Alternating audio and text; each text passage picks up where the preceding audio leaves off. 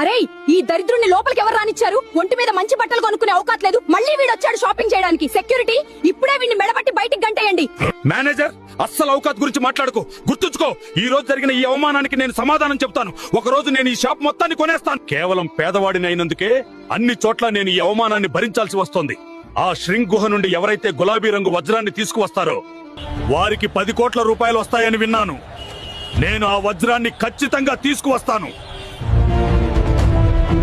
ఈ ప్రాంతం చాలా భయంకరమైనది, అందుకే ఎవరు ప్రాణభయంతో ఇక్కడికి రారు. కానీ నాకు వేరే దారి లేదు. నా పేదరికాన్ని పోగొట్టుకోవడానికి ఈ రోజు నేను ప్రాణాలకు తెగించాల్సిందే.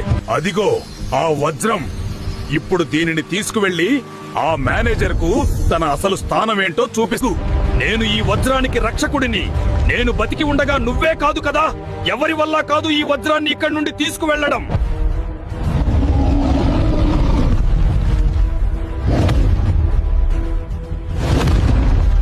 ఫ్రెండ్స్, ఈ రాక్షసుడు చాలా శక్తివంతుడు. ప్లీజ్ లైక్ చేసి సబ్స్క్రైబ్ చేసి నాకు పవర్ ఇవ్వండి. తీసుకో రాక్షసుడా, నా స్నేహితుల లైక్ మరియు సబ్స్క్రైబ్ పవర్ ఏంటో చూడు. ఇక నీ పని అయిపోయింది. ఇదిగోండి మీ వజ్రం. ఇక మాట ప్రకారం నా 10 కోట్ల రూపాయలు నాకు ఇచ్చేయండి. Welcome sir. మన కొత్త బాస్ వచ్చేశారు. అందరూ సార్కు గౌరవం ఇవ్వండి. స్వాగతం తర్వాత చెబుతూ గాని ముందు ఈ మర్యాద లేని మేనేజర్ ని మెడబట్టి నా షాప్ నుండి బయటికి గంటేయండి. Get out.